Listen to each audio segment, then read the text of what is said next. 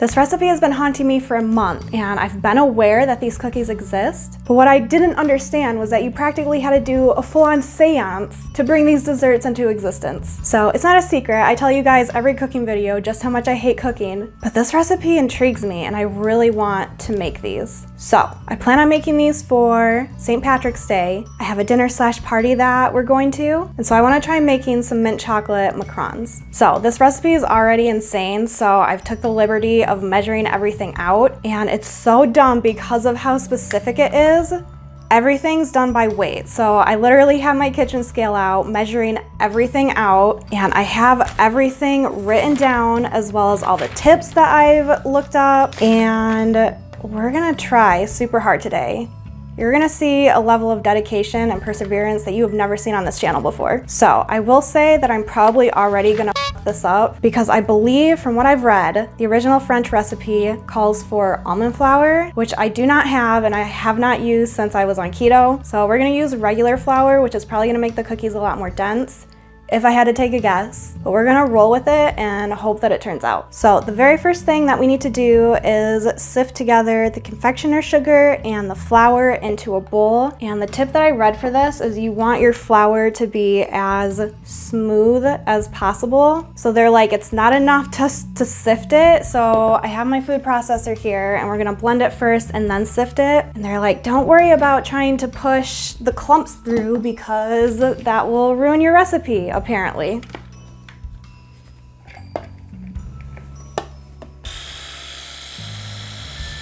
And I'm gonna add in the confectioner sugar or powdered sugar. And I didn't mention it, guys, I'm sorry. So we have 70 grams of flour and 65 grams of powdered sugar or confectioner sugar. And I am getting this from a recipe from Preppy Kitchen. I'm gonna link that down in the description so you can read it all for yourself. And I will also note that I'm halving this recipe, which is probably a bit risky, but I like to live on the edge. I'm now gonna sift that combination into the bowl. All right, we're gonna set this aside for now, and the next step is to add 50 grams of room temperature egg whites. And I've had them sitting out for a while, so I'm really hoping that this is fine. And I had to pull out my old hand mixer that I have not used in like 2 years, so don't judge me, it's super gross. And we're going to whisk the egg whites until they form stiff peaks.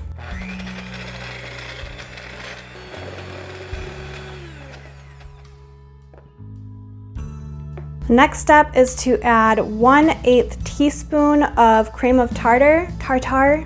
Are you supposed to say it pretentiously? Probably. So we're gonna add that in, and from my understanding, this helps the egg whites stay stiff. We will next add 45 grams of granulated sugar very slowly into the mixture. Slowly because you don't wanna break your peaks.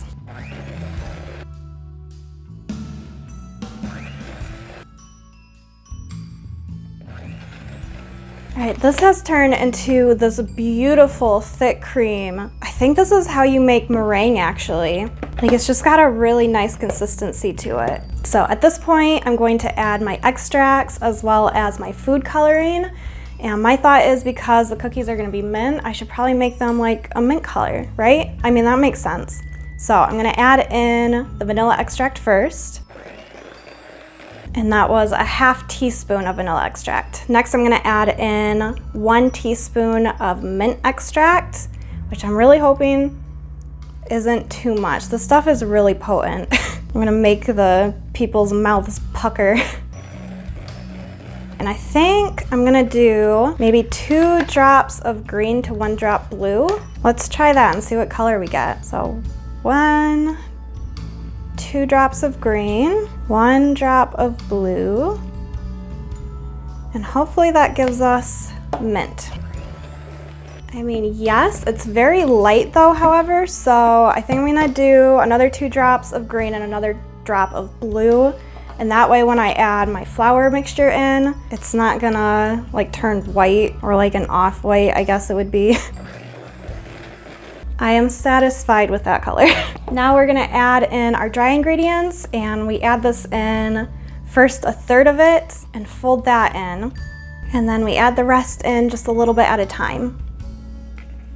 And from what I read, when you're done mixing, this should be lava consistency, so it should be thick enough where the strands don't break, and I think we're at that point. I'm now to a point where I can start piping it out on the baking sheet. Unfortunately, I don't have a piping bag, but what I'm gonna do is use Ziploc bags and just double bag it, and hopefully that works. I have a trick that I'm gonna try, and hopefully it doesn't mess everything up. We will see though. So I've got a big bag here. I'm gonna snip the corner off that, and then I'm gonna snip the corner off the small bag that I have the mixture in, and then put the small bag into the larger bag, and of course line up the holes.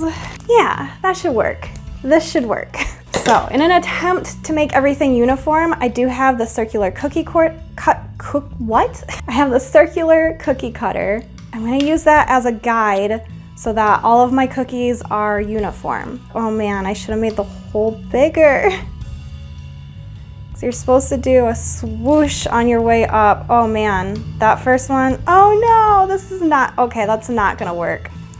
That batter's really good though. I'm gonna cut the hole bigger. Pray for me.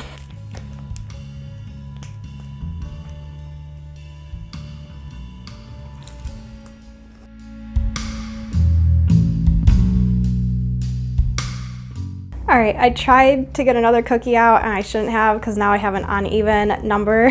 These are not even close to being the same size. So I'm just gonna have to like match them up as best as I can.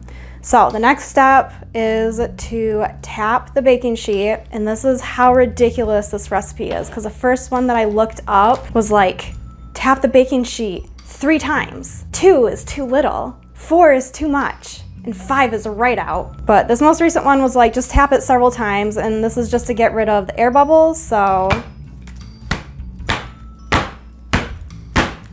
Now, we have to let this sit for 45 minutes at least. So I'm gonna set this off to the side and then we can start working on the filling. So this was technically the second step in the recipe, but I feel like doing this first is gonna help me out. So I have 3 egg yolks here that I'm going to whip up in a mixing bowl, and you're supposed to mix it until thick and foamy. All right, now I have 3 tablespoons of heavy cream here that I'm gonna put into a saucepan. And I'm thinking I might need to dilute this a little bit with water because the original recipe called for water instead of cream, but I figured that cream would work better because I'm making like a chocolate filling. So to the cream, I have 1/4 cup of cocoa powder and 1/4 cup of granulated sugar. I'm gonna mix that all up really well. And actually, I think I'm okay. I don't think that I need to add any water to this. Like, it's a pretty good consistency. So I don't want this to get super thick, but I do need it to heat up. If you can't tell, I'm kind of doing the filling on the fly, right? Like, you can't expect me to stick to the rules too much. I've been doing so good so far. So I just want this to start bubbling just a little bit. All right, and I'm gonna call that good. So now what we're gonna do at this point is slowly pour this into the eggs, and you don't wanna pour it in super quick because you don't wanna cook your eggs. So what you wanna do is temper them. So like similar to what you would do with like an eggnog. You want to cook the eggs, but slowly so that they keep their runny consistency. So that is what we are going to attempt to do. So I'm gonna turn my beaters on and I'm just gonna pour this in just a little bit at a time. That tastes really nice. All right, so now I'm gonna mix in a 1/2 teaspoon of vanilla extract. And the final thing we're gonna add into the filling is a 1/2 cup of butter. And this is softened butter that I've already cut into squares. And what we're gonna do is add this 1 square at a time, mix it until that's incorporated, and then another square and another square until all of it is mixed in. My hand is covered in butter. So this made a really nice consistency filling. That is really good. It's so sweet and it's so creamy. So I'm gonna set this aside for now, and we still have like 20 minutes before I can put the cookies into the oven. So I think I'm gonna clean up, do dishes, and I will see you when it's ready to bake these things. It's been an hour and the cookies are ready to go in. Already I can tell that I didn't get enough of the air bubbles out because there are a few cookies that have some dimples in them that shouldn't be there. Because I think the whole point of these cookies is they're supposed to be smooth and perfection, and these are not it. So I have the oven preheated to 300 degrees Fahrenheit, and we need to put these in for 7 minutes, rotate the baking sheet, and then bake for another 7 minutes.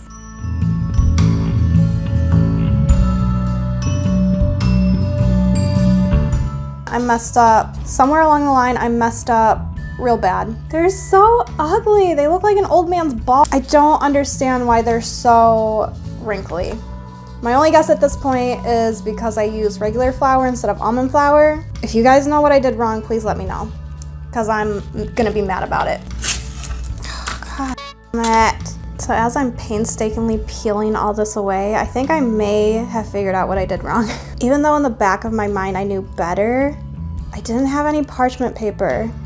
So I used wax paper instead, but I don't think you're supposed to put wax paper in the oven. I think it's just supposed to be countertop use. Correct me if I'm wrong, but I don't think I am as I'm sitting here peeling paper off my cookies. They're not pretty, but there's still hope that they taste good, so I'm going to add in my filling now using another Ziploc piping bag. And I have one little cookie here that doesn't have a mate, so I think that's the one that I'm gonna taste test today.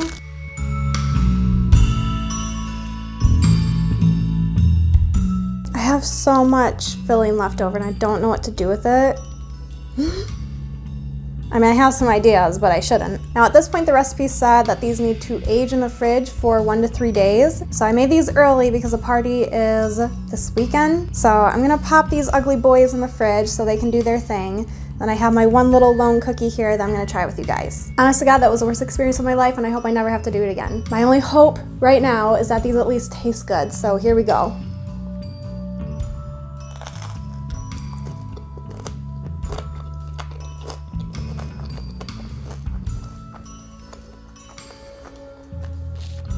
Okay, that's pretty good. I think I get it. I think I understand. So they're supposed to have like this nice hard crunchy shell and they're supposed to be nice and soft on the inside. The filling I made is more of a chocolate mousse. It has this really great texture to it. Because there's so much butter in it, I think the ones in the fridge are gonna harden up, which I think is gonna be fine. This is really good. It tastes like a grasshopper. This is wonderful. Oh yeah. They look like shit, but they taste so good. But was it worth it? No, I'll just go to the store and buy cheap grasshopper cookies, it's fine. All right guys, but that was all I had to share with you today. I really wanted to try this recipe and now I have it out of my system and I don't plan to ever do it again. I really hope you enjoyed this video because if you did, that would have made all of my suffering worth it. You can show me that you loved it by leaving me a thumbs up. If you're new to my channel and you haven't already, please subscribe to my channel. And that's it guys, so I will see you in the next video. Bye.